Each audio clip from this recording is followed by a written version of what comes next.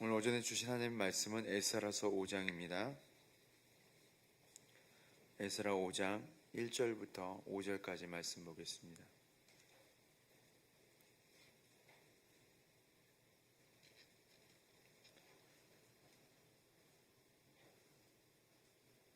다 찾으셨어요? 자, 교독하시고 5절은 합독하겠습니다. 선지자들 곧 선지자 학개와 이또의 손자 스가랴가 이스라엘의 하나님의 이름으로 유다와 예루살렘에 거주하는 유다 사람들에게 예언하였더니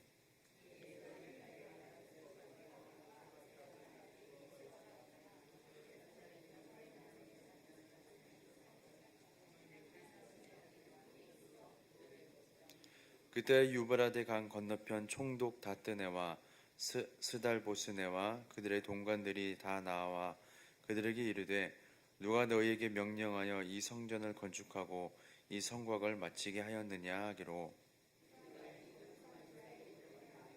함께 있습니다. 하나님이 유다 장로들을 도보해줬으므로 그들이 능히 공사를 막지 못하고 이 일을 다리오에게 아뢰고 그 답장 오기를 기다렸더라. 아멘. 할렐루야. 네, 수요예배 오신 여러분들을 환영하고 축복합니다. 말씀의 제목을 한번 같이 따라해 볼까요? 거짓에 좌절하지 말고 진리에 순종하라. 에스라 4장에서는 성전 건축을 방해하는 자들에 의해서 예루살렘 성전의 건축이 중단이 되어 버립니다. 사실 이들이 방해하는 것은요, 거짓으로 인한 방해였죠. 성전 건축을 방해하는 자들의 거짓은, 이 거짓된 선포들은요, 결국 성전 건축의 중단이라는 현실로 다가오게 되었습니다. 거짓이 현실이 되어버린 것이죠. 우리 주변에도 수많은 거짓이 진리인 마냥 현실이 된 것이 얼마나 많이 있을까요? 그리고 그러한 현실 가운데 좌절하는 이 또한 얼마나 많이 있는지 모르겠습니다. 어떤 사람들은 진리가 거짓에 패하다라고 생각하는 사람도 있을 것 같고, 때로는 이 세상은 거짓을 행해야 제대로 살 수 있지 않을까라는 잘못된 생각도 하는 사람도 있겠죠. 때로 믿는 자들 역시 그러한 모습에 좌절하기도 합니다. 거짓을 말하는 자들이 더 잘 되는 것 같고 부정한 자들이 더 승승장구하는 것 같아요. 과연 진리는 살아있는가? 이런 의문과 함께 한없는 좌절 가운데 빠질 때도 있습니다. 우리가 이렇게 예수를 믿어서 뭐하나? 거짓말 하는 사람들이 더 잘 되는 것 같아. 이런 좌절 가운데 빠지게 되는 경우도 있는 것 같죠. 그래서 시편 기자는 그것에 대해서 또 설명하면서 결국에 오늘 새벽에 담임 목사님 통해서 말씀하신 것처럼 누가 갚아주신다고요? 하나님께서 갚아주시니라, 이렇게 선포하는 성경의 곳곳의 말씀들을 볼 수가 있습니다. 당시 이스라엘 백성도요, 어쩌면 또다시 좌절을 경험하게 되었을지도 모릅니다. 오랜 시간 가운데 포로 생활을 하고 이제 돌아왔는데 다시 또 성전의 건축을 방해하는 이런 거짓이 자신의 삶들을 지배하기 시작하고 현실로 다가오기 시작하는 것이죠. 하나님의 인도하심 가운데, 특별히 하나님의 인도하심 가운데 중요한 하나님의 일을 감당하게 되었다고 생각해 봅시다. 이 경우 아마 대부분의 사람들은 이 일은 어찌됐든 다 이루어질 거야 라고 분명히 생각할 것입니다. 왜냐하면 하나님께서 말씀하셨고 하나님께서 인도하셨고 하나님께서 일하고 계시기 때문이죠. 이 일은 반드시 이루어질 것입니다. 아무도 이 일을 의심하는 사람이 없을 거예요. 아멘이시죠? 왜냐하면 하나님이 그렇게 반드시 성공하게 하시는 분이시기 때문이죠. 하나님께서는 절대 실패하는 일이 없습니다. 절대 실패하지 않는 일입니다. 반드시 이루어질 것입니다. 그런데 그 일 가운데 거짓이 살며시 들어오게 되었어요. 에스라 4장과 5장에 걸쳐서 이 말씀처럼 하나님께서 주관하시고 하나님께서 말씀하시고 하나님께서 약속하신 대로 이스라엘을 재건하고 예루살렘 성벽을 쌓고 특별히 하나님의 성전을 건축하게 되는데 그곳에 방해하는 자들의 거짓이 살며시 들어오기 시작합니다. 그리고 그 거짓은 현실이 되어버렸어요. 우리 눈에 보기에 하나님의 일이 더 이상 진행되지 못하게 되었습니다. 이때 얼마나 큰 이스라엘 백성들 가운데 절망과 좌절이 있었을까요? 하나님께서 말씀하셨는데 이게 도대체 무슨 일인가요? 하나님께서 약속하셨는데 이게 도대체 무슨 일인가요? 하나님께서 성전 건축을 반드시 이루겠다라고 말씀하셨는데, 하나님 우리 교회를 통해서 놀라운 일을 행하시겠다고 말씀하셨는데, 하나님 우리 가정과 우리 직장을 통하여서 놀라운 일을 하실 것이라고 말씀하셨는데, 하나님 나를 통하여서 내가 걷는 모든 땅 가운데 하나님의 이름이 선포되어지고 나로 말미암아 놀라운 하나님의 일들을 일으키실 것이라고 말씀하셨는데 도대체 이게 무슨 일입니까? 이렇게 절망과 좌절 가운데 있을지도 모릅니다. 이런 상황이 닥쳐올 때 우리의 반응은 대부분 두 가지로 나타나게 되는 것 같아요. 먼저는 거짓된 현실에 좌절하는 것입니다.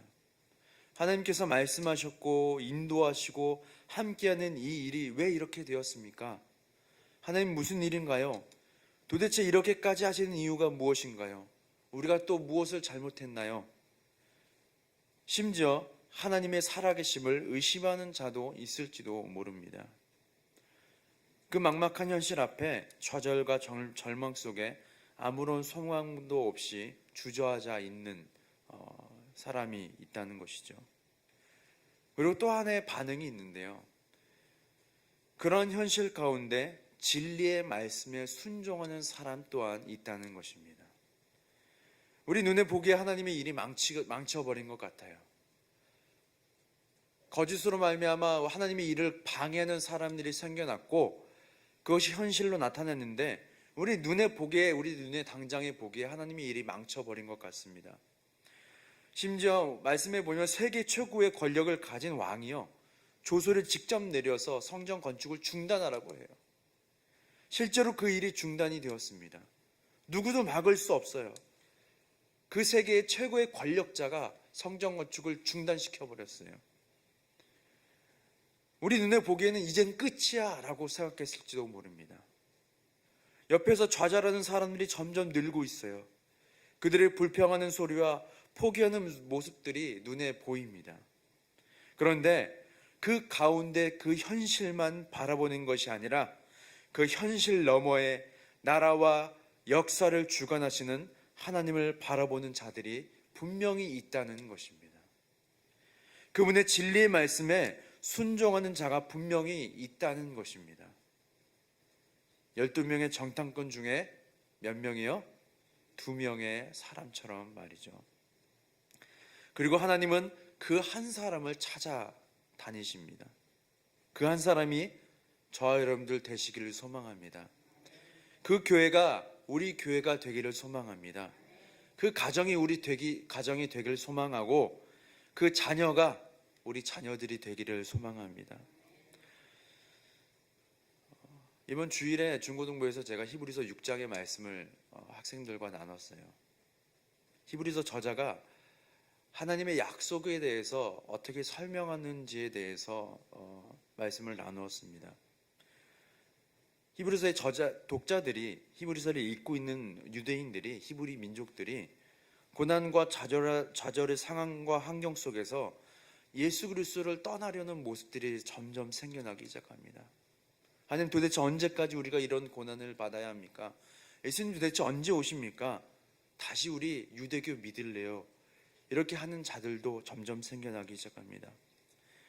이때 히브리 저자는요, 히브리서 6장을 통해서 하나님의 약속에 대해서 언급하며 그들을 권면하고 있는 모습을 보게 돼요.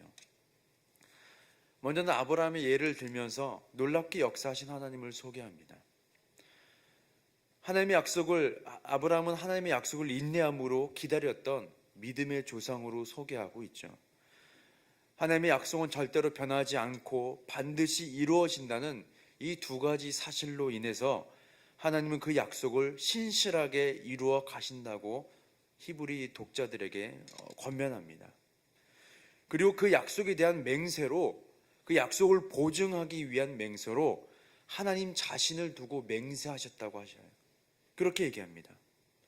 히브리 기자가 그렇게까지 얘기하고 있는 거예요. 왜냐하면 하나님보다 더 큰 이가 없기 때문이라고 설명합니다. 이만큼 하나님께서 약속하신 것은 어떻게 된다? 반드시 이루어진다. 절대 바뀌지도 않는다.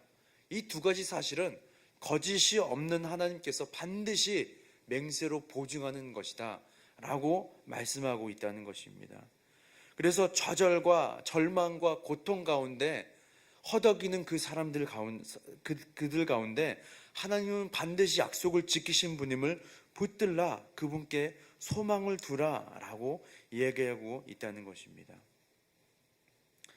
우리가 성경을 통해서 하나님의 약속을 쭉 살펴보면요, 하나님의 약속은 굉장히 일방적이에요.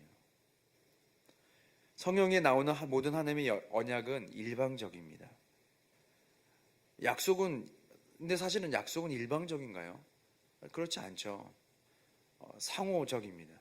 상대방과 같이 하는 게 약속이에요. 예를 들어서 내가 이렇게 하면은 너가 이렇게 해줄래? 이렇게 약속하는 겁니다. 내가 이걸 준비할게, 너도 이걸 준비해. 이렇게 서로 약속하는 거예요. 그게 약속입니다. 그런데 하나님의 모든 약속은요, 사실 일방적이셨어요. 왜 그러셨을까요? 왜 일방적이셨을까요? 너희 인간의 의견 따윈 필요 없어 라는 것일까요? 아닙니다. 하나님은 사람의 연약함을 알고 계셨어요. 약속을 100% 지킬까요? 안 지킬까요? 못 지킵니다. 저기 서울 엔타워에 가면요, 수많은 자물쇠들이 걸려 있습니다. 그 자물쇠에 뭐라고 적혀 있을까요? 우리 사랑 영원히, 이렇게 막 오그라들죠. 막 그 자물쇠로 막 부셔버리고 싶어요. 우리 우정 영원히, 막 우리 사랑 변치 말자, 막 있다고 글을 막 쓰고 있어요. 거기다가 왜 그랬을까요? 약속하는 거죠. 이걸 쓸 만큼 우리 사랑은 영원했으면 좋겠어. 영원하신가요? 네, 아멘. 아주 미워 죽겠죠? 네. 네. 사람은 연약함을 다 갖고 있습니다. 약속을 100% 지킬 수 없다는 것을 하나님이 나 자신보다 더 잘 알고 계셔요. 그런데 맹세에 따른 약속을 지키지 못하는 대가는 어디까지 이르게 될까요? 어디까지 이르게 될까요? 죽음에 이르게 되는 것입니다. 하나님께서 아브라함과 언약을 맺으시는 장면이 있어요. 고기에 배를 갈라놓고 그 갈라진 배 사이로 함께 거니는 게 고대 근동아시아의 맹세에 따른 약속의 의식입니다. 이 의식의 의미는 뭐냐면, 어느 한 사람이 약속을 지키지 못하면 이 고기의 배가 갈라진 것처럼 내가 너희 배를 가를 거야 라는 뜻이 담겨 있어요. 그래서 맹세에 따른 약속을 어기는 사람은요, 심지어 죽음에 이르기까지 되는 것입니다. 그렇다면 하나님께서 사랑하는 자녀들에게 분명히 약속을 하셔야 돼요. 어떤 약속이냐면, 내가 너에게 복을 줄게. 너로 말미암아 큰 민족을 이루게 할게.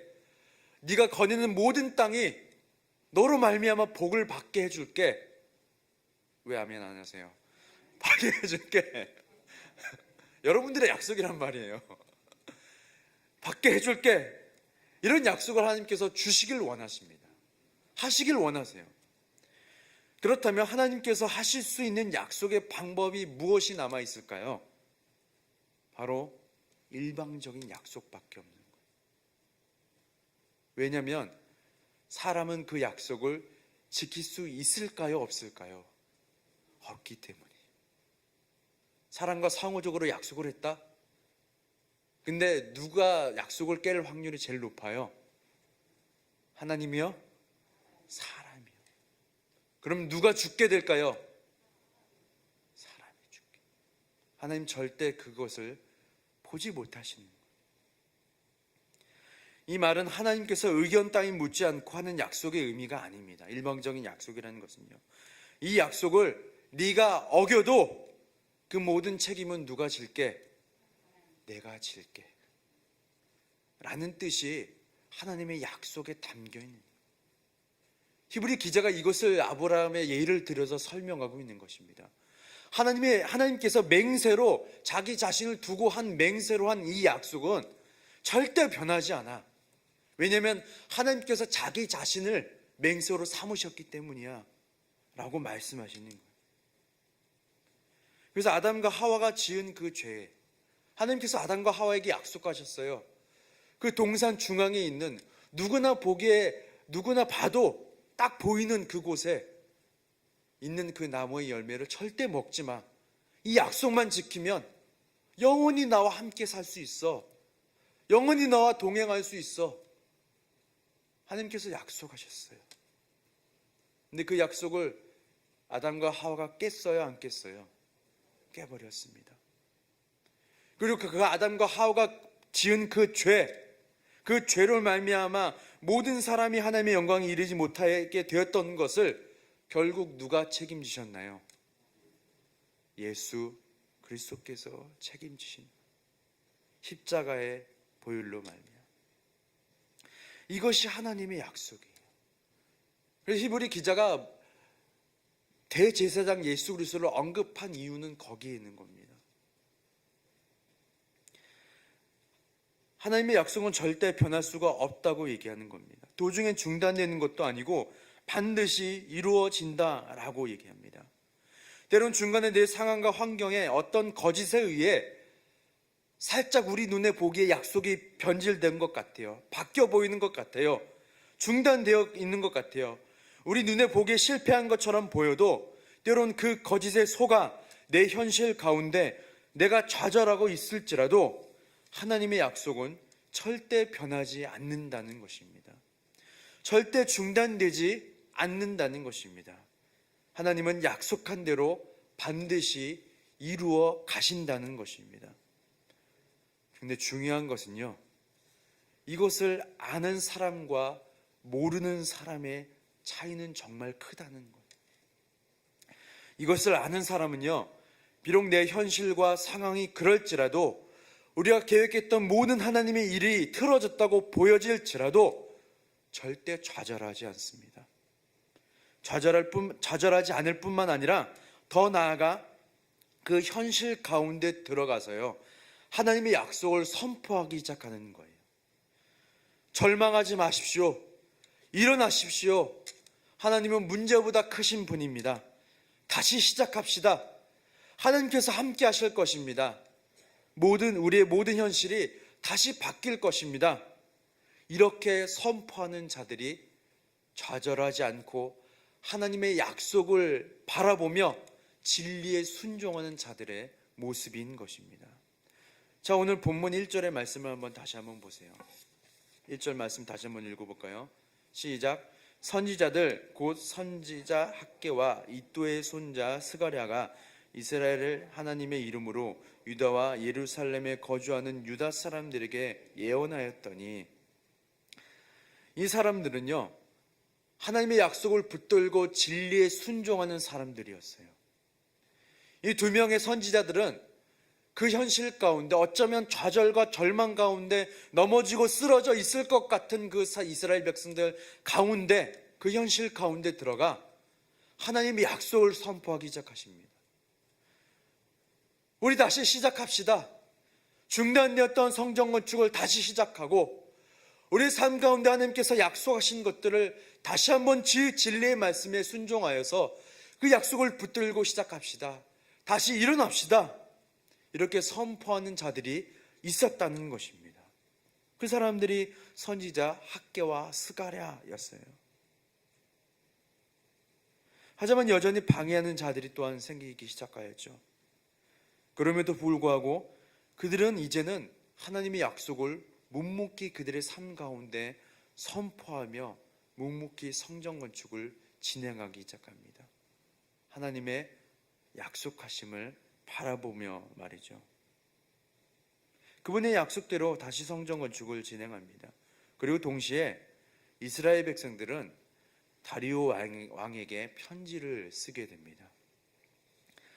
이전에 성전 건축을 방해하는 자들이 썼던 편지가 거짓의 편지였다면, 이제는 이스라엘 백성들이 진리의 말씀에 순종하기 시작하고 그 진리를 선포하기 시작하고 약속이신 하나님을 붙들었더니 이제는 다리오 왕에게 진리의 편지를 쓰기 시작하는 거예요. 그리고 그 진리는 결국 드러나게 되었고 공식적으로 다시 성전 건축이 재개되게 되었습니다. 진리에 순종하였더니 거짓으로 물든 현실이 바뀌게 되는 것입니다. 하나님의 약속대로 진행되는 현실로 바뀌어버린 거예요.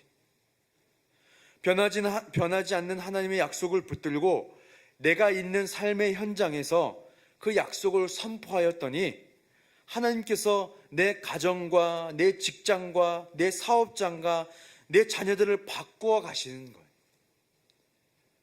거짓으로 말미암아 바뀌어버린 이 현실, 도대체 하나님의 일이 왜 이렇게 되었나요? 하나님의 약속이 어긋난 것 아닌가요? 하나님 과연 살아계신가요? 그것에 좌절하고 절망하는 사람들 가운데 들어가서 우리 다시 시작합시다. 하나님의 약속은 그게 아니잖아요. 하나님 원하시는 것은 그게 아닙니다 라고 선포하고 예언하였더니, 여러분 예언이 무엇인지 아세요? 예언은요, 어느 점집에 가가지고 내 장래일을 점치는 게 예언이 아닙니다. 그게 절대 예언이 아니에요. 성경에서 말하는 예언은요, 사람들을 위로하고 권면하는 거예요. 마치 이게 예언입니다. 우리 귀한 권사님, 하나님께서 항상 함께 하실 것입니다. 왜 아멘 안 하세요? 이게 예언인 거예요. 네가 장래에 동쪽으로 가면 좋은 일이 있을 거야. 이게 예언이 아닙니다. 서쪽으로 절대 가지 마. 거기서 나쁜 일이 있어. 이게 예언이 아니에요. 우리의 예언은 정해져 있습니다. 정해져 있어요. 우리가 다 아는 거예요. 뭘까요? 하나님이 우리와 항상 함께 하실 것입니다. 하나님의 약속은 절대 변하지 않을 것입니다. 하나님의 약속은 반드시 이루어집니다. 이게 예언이에요. 학개와 스가랴가 이스라엘 백성들 가운데 어쩌면 좌절하고 절망하고 넘어지고 낙담되는 그 사람들 가운데 들어가서 예언한 것은요, 하나님께서 함께 하실 거예요. 다시 시작합시다. 또한 이게 전도 아닌가요? 우리 이제 곧 전도가 다시 시작될 것입니다. 너무 기쁘죠? 할렐루야. 전도란 무엇이냐면요, 그들의 삶 가운데 들어가서 예언하는 겁니다. 그들의 삶 가운데 가서 하나님께서 당신을 사랑하십니다. 하나님께서 당신을 위하여 예수 그리스도로 허락하셨습니다. 그렇게 선포하고 그들을 위로하고 격려하는 것이 예언이고 전도하는 것입니다. 누구처럼요? 오늘 본문에 나오는 학개와 스가랴처럼요. 하나님은 그 한 사람을 찾으신다고 말씀하세요. 우리 눈에 보기에는 이 현실이 거짓으로 말미암아 틀어져 버린 이 현실이요, 때로는 좌절과 절망과 아무런 소망이 없는 그런 낙담되고 무너져 내린 그 사람들의 삶 가운데 우리가 들어가서 하나님의 일을 선포하기 시작합니다. 그것은 거짓이야. 진리는 이것이야. 하나님이 당신을 사랑하십니다. 이게 진리입니다 라고 예언하고 선포하는 자들을 하나님께서 찾으신다는 것이에요. 그게 학개와 스가랴의 모습이었고, 바로 지금 이 자리에 앉아있는, 지금도 하나님의 이름을 선포하고 예수 그리스도의 이름을 선포하는 바로 우리의 모습이라는 것입니다. 하나님이 그런 한 사람을 찾으신다라고 말씀하십니다. 그 한 사람으로 말미암아, 그 두 사람으로 말미암아 뭐가 재개되게 되었어요? 성전 건축이 재개되게 되었어요. 하나님의 약속이 이루어지기 시작하게 되었습니다. 진리에 순종하였더니 거짓으로 바뀌어버린 현실이 다시 진리로 말미암은 현실로 바뀌어버린 것입니다. 거짓으로 가득한 이 세상에, 속임과 술수와 좌절과 절망이 가득한 이 세상에 눈에 보이는 것에 좌절하지 않고 눈에 보이지 않지만 영원하신 하나님, 그분께서 약속하신 것을 붙들고 그것을 선포하였더니 하나님의 놀라운 일하심을 경험하게 되는 것입니다. 그래서 저와 여러분들을 이 세상 살아가면서요, 얼마나 거짓에 물든 현실이 얼마나 많아요. 근데 우리는 그것에 좌절할 필요가 절대 없습니다. 그것에 좌절할 필요가 절대 없어요. 왜냐하면 하나님께서 말씀하신 것은 반드시 이루어지기 때문입니다. 하나님께서 약속하신 것은 절대 변하지 않기 때문입니다. 그리고 그 사실을 안다면, 그것을 믿음으로 고백할 줄 아는 사람이라면 이제는 이 세상의 현실 가운데 들어가야 하는 거예요. 거짓된 현실로 말미암아 좌절하고 절망하는 사람들 사이에 들어가는 것입니다. 누구처럼요? 학개와 스가랴처럼요. 그들 가운데 들어가 이 거짓을 믿지 말라라고 하는 것입니다. 하나님께서 당신을 반드시 일으켜 주실 거예요 라고 선포하는 것입니다. 그것이 거짓에 좌절하지 않고 진리에 순종하는 자들의 모습입니다. 그런 모습이 저 여러분들 되시길 소망하고, 우리의 가정이 되길 소망하고, 우리의 모든 모습들이 되시길 소망하고, 우리 자녀들이 되시길 소망하고, 특별히 우리 성원교회가 되기를 예수님의 이름으로 소망합니다. 우리 지금 함께 기도할까요? 하나님, 때로는 이스라엘 백성들처럼 하나님의 일이 중단되고 하나님의 성전 건축이 중단되어서 거짓이 현실로 나타나고 그것에 좌절할 때가 얼마나 많은지요.